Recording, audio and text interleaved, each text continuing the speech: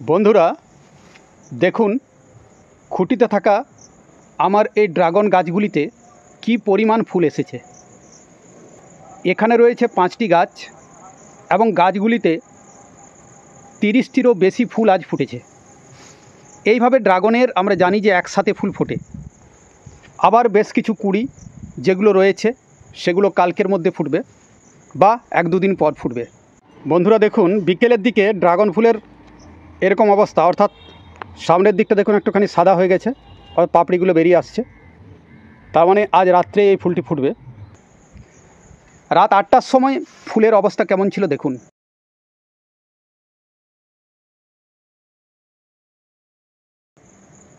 এখন রাত 9:30, ফুল প্রায় সম্পূর্ণ ফুটে গেছে।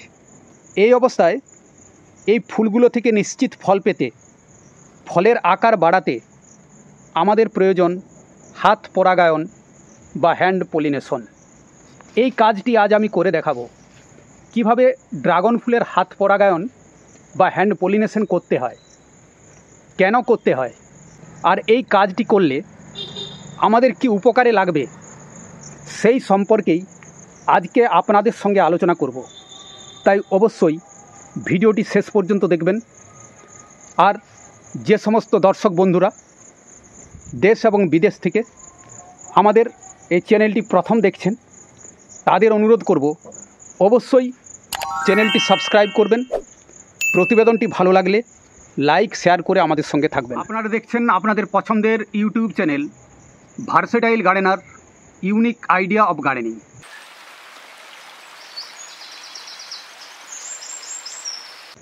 বন্ধুরা আজ রাত্রিবেলায় এই ভিডিওটি প্রস্তুত করছি, আপনাদের জানাবো ড্রাগন ফুলের হাত পরাগায়ন কেমন করে করতে হয়। এখন প্রশ্ন, হাত পরাগায়ন কেন আমাদের করতে হবে, হাত পরাগায়ন করলে কি সুবিধা, সেই সম্পর্কেও আলোচনা করব। তার সঙ্গে সঙ্গে দেখাবো কিভাবে আপনারা এই কাজটি করবেন। এখানে এই যে আপনারা দেখতে পাচ্ছেন, আমি আগেই বলেছি একটি খুঁটিতে 5টি ড্রাগন গাছে আজকে 30টির বেশি ফুল ফুটেছে। ড্রাগনের এইভাবে একসাথে অনেকগুলো করে ফুল ফোটে। আবার দেখুন বেশ কিছু কুড়ি এখানে রয়েছে, এগুলো কাল বা পরশুর মধ্যেই ফুটবে, সেগুলো আবার একসাথে ফুটবে। এইভাবেই ড্রাগনের ফুল ফোটে। আর ড্রাগনের ফুল ফোটার কাজটি সম্পন্ন হয় রাত 9টার মধ্যে।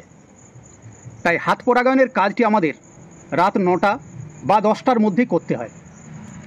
এখন আপনাদের এই ফুলটি সম্পর্কে আগে একটু আমি আপনাদের বলি। এই যে ড্রাগনের ফুলটি দেখছেন, নিচের দিকের যে এই যে অংশগুলি রয়েছে এগুলো হচ্ছে বৃতি।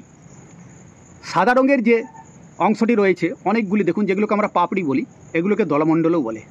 আর ভেতরে দেখুন রয়েছে অসংখ্য পুংকেশর, একত্রিত হয়ে গঠন করেছে পুংকেশর চক্র। আর মাঝখানে যে দণ্ডাকার যে অংশটা রয়েছে, এই যে দণ্ডাকার যে অংশটা রয়েছে এটি গর্ভকেশর চক্র। এই গর্ভকেশর চক্রের যে উপরে যে হালকা সবুজ রঙের যে অংশটি রয়েছে বা কিছুটা হলুদ রঙের, হালকা হলুদ সবুজ রঙের এই যে অংশটি, এবং এখানে দেখুন অনেকগুলি আঙুলের মতো অংশ রয়েছে, এটা হচ্ছে গর্ভমুণ্ড। এখানে ভালো করে লক্ষ্য করলে আপনারা দেখতে পাবেন, কতটা দেখতে পাচ্ছেন জানি না গেলে, কারণ আমরা রাত্রিবেলায় ভিডিওটা করছি আর এই কাজটা রাত্রিবেলায় করতে হবে। এখানে দেখুন একটা ছিদ্র দেখতে পাবেন, এখানে গর্ভমুণ্ডের এখানে দেখুন একটা ছিদ্র। এখানে কি হয় না, এখানে এই যে পুংকেশর চক্র আছে, পুংকেশর চক্র থেকে পরাগ রেণু গর্ভমুণ্ডে স্থানান্তরিত হয়। কিন্তু ফুলের যদি আকৃতিটি আপনারা দেখেন এবং এর গঠনটা যদি দেখেন তাহলে দেখুন গর্ভমুণ্ড অনেকটা উপরে রয়েছে আর পুংকেশরগুলো একটু নিচে রয়েছে।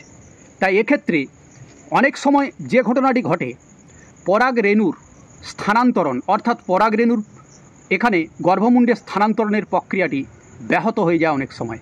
আর রাত্রিবেলায় এমনিতেই আমরা জানি যে কীট পতঙ্গ খুব কম আসে, তাই অনেক সময় ড্রাগন ফুলে পরাগায়নের কাজ ঠিকমতো হয় না, ফলে ফুল থেকে নিশ্চিত ফল আমরা পাই না।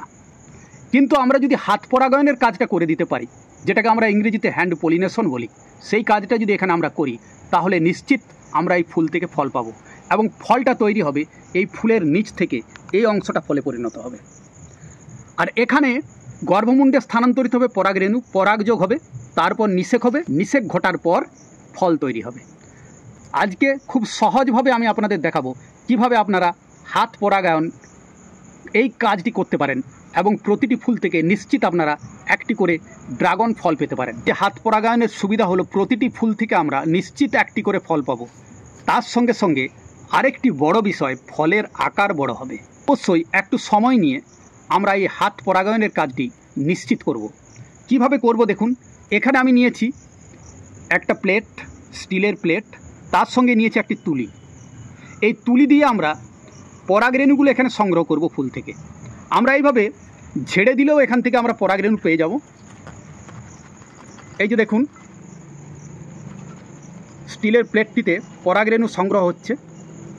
এইভাবে একটুখানি ঝেড়ে দিয়ে দেখুন কি পরিমাণ পরাগরেণু সংগ্রহ হলো। এছাড়া এখানেও বেশ কিছু পরাগরেণু এখানে দেখুন পাপড়িতে রয়ে গেছে, সেগুলো আমরা সংগ্রহ করে নিতে পারি। আবার একটু ঝেড়ে নিলে দেখুন একটা ফুল থেকে আমরা কি পরিমাণ পরাগরেণু পাবো। এভাবে যত সংখ্যক ফুল আছে বেশিরভাগ ফুল থেকে আমরা পরাগরেণু সংগ্রহ করে নেব।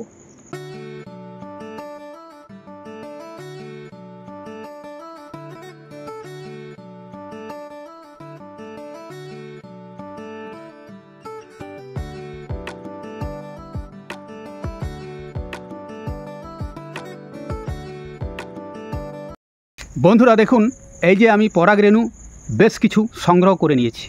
বিভিন্ন ফুল থেকে সংগ্রহ করেছি, এগুলোকে একসঙ্গে মিশিয়ে নেব। এটার উদ্দেশ্য একটাই, বিভিন্ন ফুল থেকে যখন আমরা পরাগরেণু সংগ্রহ করছি সেই পরাগরেণুগুলোকে একসাথে মিশিয়ে দিচ্ছি। তার মানে একটা ফুল থেকে না নিয়ে বিভিন্ন ফুল থেকে যখন নিচ্ছি সেই পরাগরেণুগুলোর গুণগত মান আলাদা হবে। এখানে আমি একটা পরাগরেণুর মিশ্রণ তৈরি করে নিলাম।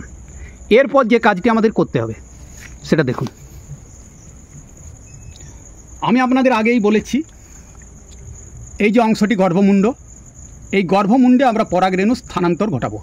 অর্থাৎ এখানে পরাগরেণুগুলোকে তুলির সাহায্যে এইভাবে আপনারা গর্ভমুণ্ডটাকে একটু ধরে নিয়ে এইভাবে এখানে এইভাবে যে ছিদ্রটা রয়েছে ছিদ্রতে একটুখানি যেন পরাগরেণু ভিতরে চলে যায়। এইভাবে প্রতিটি ফুলের একটু সময় নিয়ে কষ্ট করে আমাদের এই কাজটা করতে হবে। আমরা এই কাজটা করে দেব। এইভাবে এই কাজটি আমাদের করতে হবে, তাহলে এখানে হাত পরাগায়নের কাজ কিন্তু সম্পন্ন হয়ে যাবে। বন্ধুরা, এইভাবে হাত পরাগায়নের কাজ সম্পন্ন করার পর যদি দেখেন বৃষ্টি হওয়ার সম্ভাবনা রয়েছে, তাহলে ফুলগুলোকে পলিথিনের প্যাকেট দিয়ে এইভাবে একটুখানি ঢেকে দেবেন। সকালে আবার পলিথিনের প্যাকেটটা খুলে নেবেন। এক্ষেত্রে যদি বৃষ্টির জল ফুলের মধ্যে প্রবেশ করে তাহলে হাত পরাগায়ন করা সত্ত্বেও ফুল ফলে পরিণত নাও হতে পারে, বা ফুল পচে যেতে পারে, ফল পচে যেতে পারে। তাই হাত পরাগায়নের কাজ করার পর আমরা এইভাবে, যদি বৃষ্টির সম্ভাবনা থাকে সেক্ষেত্রে আমাদের এই ধরনের একটা সাবধানতা অবলম্বন করতে হবে। এইভাবে ফুলগুলোকে আপনারা ঢেকে দেবেন, সকালে পলিথিনটা বার করে নেবেন। বন্ধুরা, এই যে পরাগরেণুগুলো আছে এগুলো আপনারা চাইলে স্টোর করে রাখতে পারেন। অর্থাৎ এগুলো পরের দিন যখন ফুল কম ফুটবে সেই দিন আপনারা এটাকে ব্যবহার করতে পারেন। সেক্ষেত্রে পরাগরেণুগুলোকে আপনাদের কোনো একটা কৌটোর মধ্যে রেখে ফ্রিজে রাখতে হবে।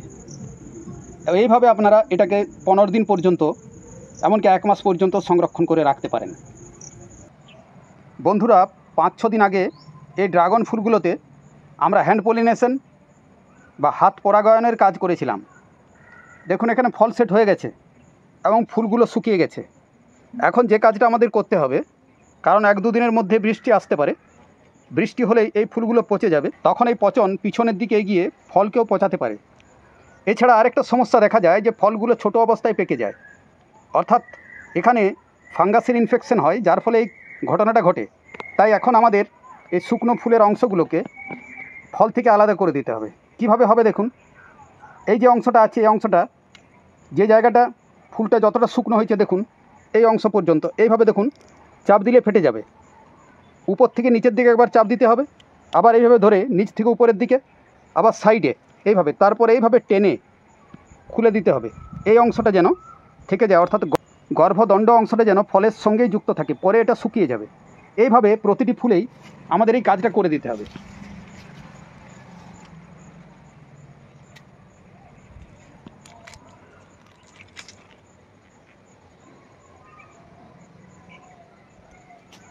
বন্ধুরা দেখুন, ফল থেকে আমি এই শুকনো ফুলগুলোকে আলাদা করে দিয়েছি। এগুলো দিয়ে আমি জৈব সার তৈরি করে নেব। আমার যে কিচেন কম্পোস্ট তৈরি হয় সেই কম্পোস্ট বিনের মধ্যে এগুলো দিয়ে দিলে এগুলো থেকে সুন্দর জৈব সার তৈরি হবে। এইভাবে ফুলের হাত পরাগায়ন এবং তার সঙ্গে সঙ্গে ফুল শুকিয়ে যাওয়ার পর, অর্থাৎ হাত পরাগায়নের 5-6 দিন পরেই আমাদের এই কাজটি করতে হবে, অর্থাৎ ফল থেকে শুকনো ফুলের অপসারণ। তাহলেই আমরা এই ড্রাগন গাছ থেকে কাঙ্ক্ষিত ফল পাব, ফলের আকার বাড়বে। এর পরের ভিডিওতে আমি আপনাদের দেখাবো কিভাবে জৈব মিশ্র সার প্রয়োগ করে আমরা ফলের আকার বাড়াবো। তা আশা করি আজকের এই প্রতিবেদনটি আপনাদের যথেষ্ট উপকারে লাগবে এবং আপনারা এইভাবে এই কাজগুলি করে যান। আর আপনাদের কাছে একটা ছোট্ট অনুরোধ করব, প্রতিবেদনটি ভালো লাগলে অবশ্যই চ্যানেলটি সাবস্ক্রাইব করে আমাদের সঙ্গে থাকুন। তার সঙ্গে সঙ্গে আপনাদের আত্মীয় বন্ধু তাদের মধ্যে একটুখানি এই ভিডিওটি শেয়ার করে আমাদের আরেকটু উপকৃত করুন। এই আশা রেখে আপনাদের সকলের সুস্থতা কামনা করে, মঙ্গল কামনা করে আজকের মতো বিদায় নেব। নমস্কার।